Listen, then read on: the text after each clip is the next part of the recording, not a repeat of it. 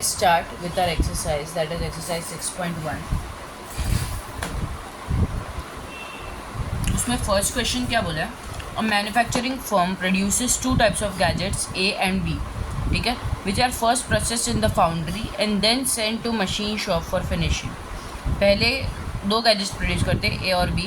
पहले वो फाउंड्री में जाता है, फिर मशीन शॉप में जाता है. मतलब बनाने का gadget this two are foundry and machine shop, मतलब वो दो प्रोसेस से जाना पड़ता है. The number of man hours of the labour required in each shop for producing of A and B and the number of man hours available for the firm are as follows. ठीक है, पहले तो gadgets कौन से हैं? ए और B. ए और B पहले किधर जाता है? फाउंड्री में. उसके बाद जाता है मशीन शॉप में. पहले हमें डिसाइड करना है हमारा डिसीजन वेरिएबल कौन होगा, राइट. फिर फाउंड्री में ए लेता है 10 आवर का टाइम और फिर मशीन शॉप में लेता है 5 आवर का टाइम. बी फाउंड्री में लेता है 6 आवर्स का टाइम एंड मशीन शॉप में लेता है 4 आवर्स का टाइम. टाइम अवेलेबल कितना है? Total 60 hours. मतलब फाउंड्री सिर्फ 60 घंटे काम कर सकती है और मशीन शॉप सिर्फ 35 आवर्स काम कर सकती है. मतलब ये हमारा लिमिटेशन हो गया कि फाउंड्री 60 आवर्स से ज़्यादा काम नहीं कर सकती और मशीन शॉप 35 आवर्स से ज़्यादा नहीं कर सकती. अब वेरिएबल्स, डिसीजन वेरिएबल्स एक्स और वाई लगाने से पहले ये जानना ज़रूरी है कि जब भी जो चीज़ में कंस्ट्रेंट रहेगा, मतलब फाउंड्री में कंस्ट्रेंट है ना, तो वो हमारा डिसीजन वेरिएबल नहीं हो सकता. क्योंकि डिसीजन वेरिएबल यूज़ करना है ना कंस्ट्रेंट्स के, मतलब डिसीजन वेरिएबल में ही ऑप्टिमाइजेशन लाना है यूजिंग द कंस्ट्रेंट्स, मतलब in line with the constraints. ठीक है, वो हम सम करेंगे तब अच्छे से समझेगा. पूरा मतलब ख़त्म होने दो पहले सम. कि इतना सिर्फ याद रखो कि जब भी जिस चीज़ में कंस्ट्रेंट है उसी चीज़ को डिसीजन वेरिएबल नहीं लगा सकते. ठीक है, मतलब फाउंड्री में कंस्ट्रेंट है ना ये, तो इसको एक्स नहीं लगाना है, ये हमारा डिसीजन वेरिएबल हो गया. फाउंड्री और मशीन शॉप में कंस्ट्रेंट है, एक लिमिटेशन है कि सिर्फ इतने घंटे ही काम कर सकती है. तो गैजेट्स ए और गैजेट्स भी हमारे क्या हो गए? डिसीजन वेरिएबल हो गए.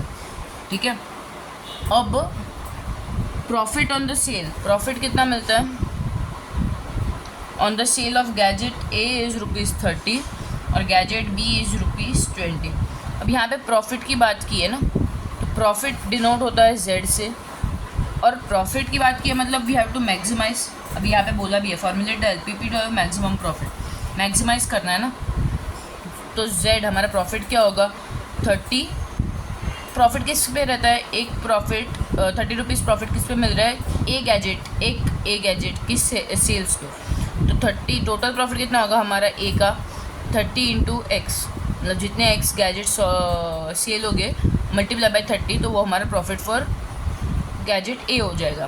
प्लस गैजेट बी का प्रॉफिट कितना होगा? 20 पर गैजेट बी. एक गैजेट बी पे ₹20.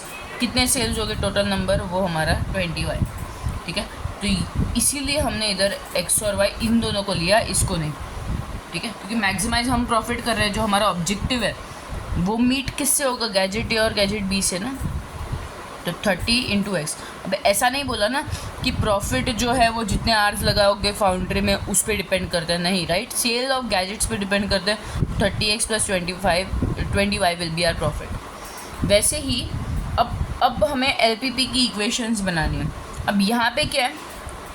10 आवर्स हम किसको दे रहे हैं? फाउंड्री के एक्स को, और 6 आवर्स वाई को. कितने भी गैजेट्स बना ले, कितने भी गैजेट्स ए बना ले, वो हो गए हमारे 10x.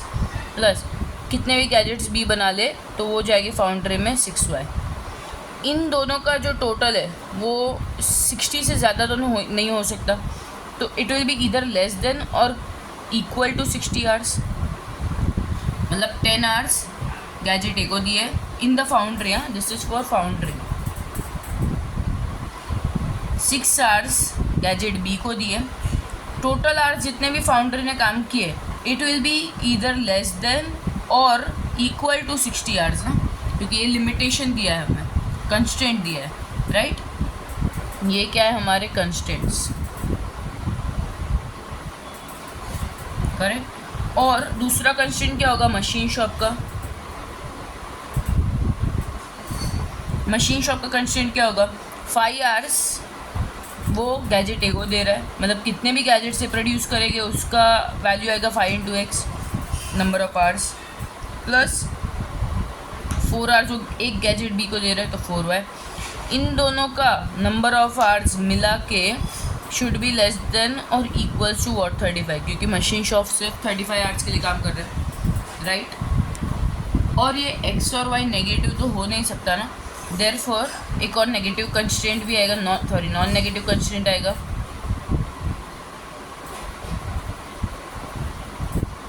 Which will be what कि x should be greater than और equal to 0 and y should be greater than और इक्वल टू 0, ठीक है। सो ये हमने एक LPP फॉर्मुलेट कर दिया। ये हमारा क्या है, ऑब्जेक्टिव फंक्शन, क्योंकि प्रॉफिट मैक्सिमाइजेशन का इक्वेशन ये है, राइट। तो ऑब्जेक्टिव फंक्शन हमारा ये हो गया, x and y gadget A and gadget B,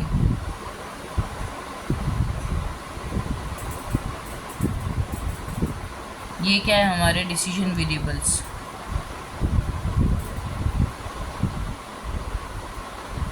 फिर और क्या रहता है, एक हो गया ऑब्जेक्टिव फंक्शन, एक होगा डिसीजन वेरिएबल्स, दूसरा हो गया कंस्ट्रेंट्स। तो ये पूरा टेबल ही हमारा कंस्ट्रेंट्स है ना, कंस्ट्रेंट्स उसमें मेन तो ये है, ठीक है। और क्या होगा, नॉन नेगेटिव कंस्ट्रेंट, ये वाला। सो ये हमने LPP एक फॉर्मुलेट कर दिया, गॉट इट। अब आंसर में कैसे लिखना है, पहले तो लिखना है कि पहले तो let the number of gadgets produced by the firm be x, ऐसा लेट करना है, ठीक है। And the let the number of gadgets be produced by the firm will be are y, correct. The profit on the sale of A is 30 per unit, है ना, कहाँ गया, हाँ, profit on the sale of A is 30 per unit, profit on sale of B is 20 per unit, and our objective function is what, maximization of profit, therefore our objective function equation will be what, equation नहीं बोलोगे तो अच्छा, उससे अच्छा ऐसा बोलो कि linear function, the linear function which is to be maximized is it is our objective function. रुको ऐसे लिखना, the linear function that has to be maximized is what, z is equal to 30x + 20y which is our objective function, okay.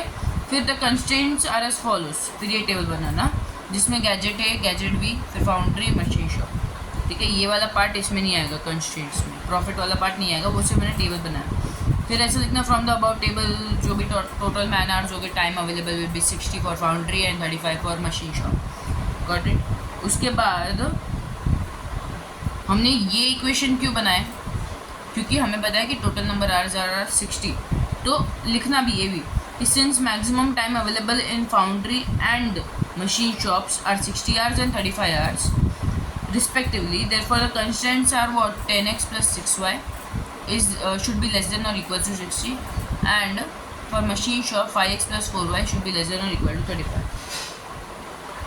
ये x और y negative नहीं हो सकते, इसीलिए we have non negative constraints that are x greater than or equal to 0 and y greater than or equal to 0. Hence the LPP can be formulated as, main answer ऐसा रहेगा,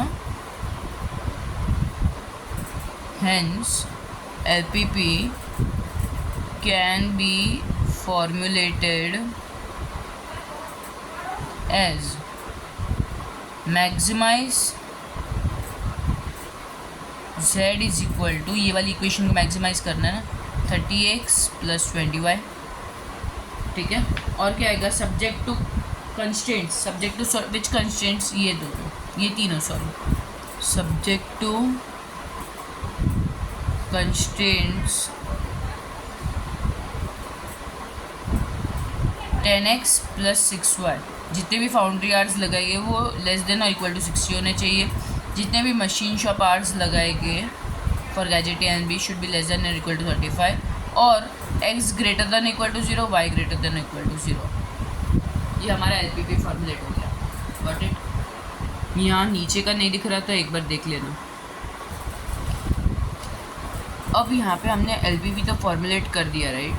तो अब एक बार check करो एक्सरसाइज 6.2 में क्या दिया, solve the following LPP by graphical method. उसमें क्या दिया है, फर्स्ट है maximize z plus 11x plus 8y subject to x less than 4 less than और equal to 4, y less than और equal to 6x plus y, एक second, x less than और equal to 4 और y लेस देन और equal to 6x plus y and y less 6x plus y less than और equal to 6, मतलब 3 है ना, 3 इन equations है, और x greater than equal to 0 and y greater than equal to 0। तो अब यहाँ पे जो क्वेश्चन जिस प्रकार के हैं वो हमें LPP फॉर्मुलेट करके दे दिया ऑलरेडी एक्सरसाइज 6.2 में, और हमें ग्राफ बनाना है उस हिसाब से। फिर वापस देखो second one, maximise z is equal to 4x plus 6y subject to 3x plus 2y less than equal to 12x plus y greater than equal to 4 and x y is greater than equal to 0, right. तो question में ही ये already चीज़ दे दी है, हमें सिर्फ उसके graph बनाना है। Exercise 6.1 में हमें ये फॉर्मुलेट करना है और 6.2 में यही टाइप के क्वेश्चंस को ग्राफ बनाना है। Got it. अब नेक्स्ट क्वेश्चन पे जाते हैं। क्वेश्चन नंबर 2 में क्या बोला है, in a cattle breeding form it is prescribed that the food ratio for one animal must contain 14, 12 and 1 unit of nutrients A, B and C respectively. ठीक है, 2 different kinds of fodder are available. Each unit weight of these two contains the following amounts of these 3 nutrients.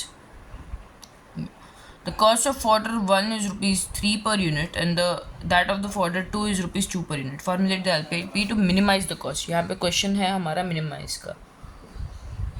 Minimize what? Cost. तो ये हमारा क्या बन जाएगा, objective function let cost be C.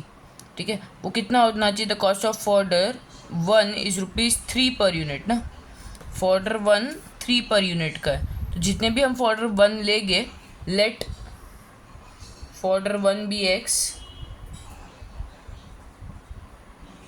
ये हमारे डिसीजन वेरिएबल आ गए, एंड फॉर्डर 2 बी y, तो 1x प्लस और एक सेकेंड, 1x नहीं सॉरी, फॉर्डर 1 कितने का है, 3 का है ना, तो 3x प्लस फॉर्डर 2 कितने का है, 2y। हमारा कॉस्ट कितना होगा, 3x प्लस 2y लगेगा। इस इक्वेशन को हमें मिनिमाइज करना है ना, मतलब ये हमारा क्या हो गया, ऑब्जेक्टिव फंक्शन।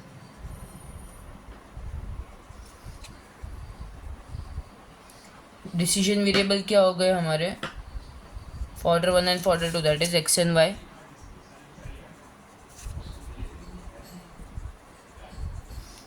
और क्या क्या चाहिए रहता है decision variable, objective functions, non negative क्या बोलते हैं उसको, नॉन नेगेटिव कंस्ट्रेंट्स और कंस्ट्रेंट्स। ठीक है, अब कंस्ट्रेंट्स देखना है। कंस्ट्रेंट्स में क्या क्या है, that the food ratio for the one animal must contain 14, 22 and 1, मतलब फॉर्डर 1 या फॉर्डर 2 इन दोनों को मिला के जब भी एनिमल्स को देते हैं ना, फॉर्डर 1 या फॉर्डर 2, उनमें न्यूट्रिएंट्स टोटल न्यूट्रिएंट्स A 14 होनी चाहिए, B 22 होने चाहिए और C 1 यूनिट होना चाहिए। ठीक है, तो फॉर्डर 1 फॉर्डर 2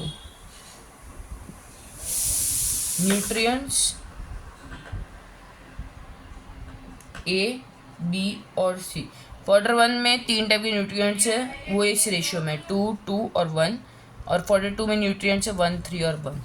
ठीक है, अब मैंने क्या बोला था कि जो जब भी हमने फॉर्डर को x और y लिया, फॉर्डर को x और y लिया ना, तो इधर ही कंस्ट्रेंट्स नहीं आ सकते, राइट। ये x और y हो गया हमारा, तो ऑफकोर्स कंस्ट्रेंट्स इधर आएंगे, करेक्ट। बट वो भी क्यों आएंगे, क्योंकि देखो न्यूट्रिएंट्स टोटल होने चाहिए 14, मतलब तुम एनिमल को फॉर्डर 1 दो या फॉर्डर 2 दो, न्यूट्रिएंट A का टोटल 14 तो होना ही चाहिए। वैसे ही B का टोटल कितना होना चाहिए, 22। न्यूट्रिएंट B एनिमल में न्यूट्रिएंट B 22 यूनिट्स का जाना ही चाहिए, और C का क्या कितना होना चाहिए, मिनिमम 1 से ज़्यादा होगा तो चलेगा, मिनिमम 14, 22 और 1 होना चाहिए। तो ऑफकोर्स कंस्ट्रेंट्स तो इस पर ही लग रहे हैं ना, अगर हम वही रूल याद ना भी रखें तो भी कंस्ट्रेंट्स तो इस पर ही लग रहे, राइट। देयरफॉर हमारे कंस्ट्रेंट्स की इक्वेशन क्या बन गई कि तुम चाहे फॉर्डर एक्स से लो 2 न्यूट्रिएंट्स या 1 से लो, फॉर्डर 2 से लो 1 nutrient of nutrient A, but total तुम्हारा 14 होना चाहिए। मतलब एक्स में से समझो तुमने लिए या 1 में से लिए, जितना भी तुम फॉर्डर एक्स लोगे उतना तुम्हारा न्यूट्रिएंट बढ़ेगा। तो न्यूट्रिएंट ए कितना आएगा, 2 पार्ट्स, तो 2x + 1y should be what, greater than और इक्वल टू 14। मतलब ये हमारा न्यूट्रिएंट ए का है। वैसे ही न्यूट्रिएंट बी का भी रहेगा। न्यूट्रिएंट बी का कितना है, 2x + 3y should be greater than और equal to 22। And nutrient C का क्या हो जाएगा, 1x + 1y should be greater than और इक्वल टू 1। ये हमारे क्या हो गए, constraints.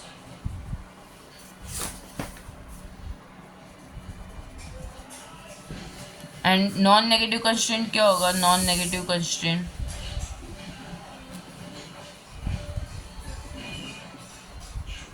x greater than equal to 0, y greater than और इक्वल टू 0। Got it. ये कैसे आया, समझा कि कैसा है। एनिमल को हम फॉर्डर 1 या 2 देते हैं, 1 फॉर्डर से कुछ न्यूट्रिएंट्स ए मिलते हैं, कुछ बी न्यूट्रिएंट्स मिलते हैं, कुछ सी न्यूट्रिएंट्स मिलते हैं। वैसे ही फॉर्डर 2 से भी कुछ ए न्यूट्रिएंट्स मिलते हैं, कुछ बी न्यूट्रिएंट्स, कुछ सी न्यूट्रिएंट्स। अब कंस्ट्रेंट किस में है कि न्यूट्रिएंट ए, बी और सी में है ना, कि न्यूट्रिएंट ए मिनिमम 14 तो जाना ही चाहिए एनिमल में, न्यूट्रिएंट बी भी 22 जाना चाहिए मिनिमम, और सी 1 न्यूट्रिएंट जाना चाहिए, चाहे वो तुम फॉर्डर 1 से लो या 2 से लो। तो 2 nutrients of A V will get from fodder 1। अब जितने भी फॉर्डर 1 खाएंगे उनको मल्टीप्लाई बाई 2 होता ही जाएगा, हर बार 2 न्यूट्रिएंट्स मिलता जाएगा, प्लस 1 न्यूट्रिएंट ऑफ ए मिलेगा फ्रॉम फॉर्डर 2। समझो अगर फॉर्डर 2 लिया ही नहीं तो इधर क्या आ जाएगा, 0, तो फॉर्डर 2 से 1 न्यूट्रिएंट मिलेगा ही नहीं। तुम फॉर्डर 1 खाओ कितने भी, प्लस फॉर्डर 2 कितने भी खाओ, their both values should be greater than और equal to 14 nutrients of A. वैसे ही बी का और सी का, समझा। तो ये हमारे इक्वेशंस आ गए, और ये कौन सी इक्वेशंस है, कंस्ट्रेंट्स के इक्वेशन। वैसे ही नॉन नेगेटिव कंस्ट्रेंट्स क्या होगा कि x and y can not be less than 0 ना, फॉर्डर 1 या फॉर्डर नेगेटिव तो नहीं जा सकता, खाना नेगेटिव तो नहीं जा सकता, तो x greater than equal to 0, y greater than equal to 0। ये बहुत बेसिक है, हर सब में रहेगा। Got it. ये कौन सा था हमारा क्वेश्चन नंबर 2।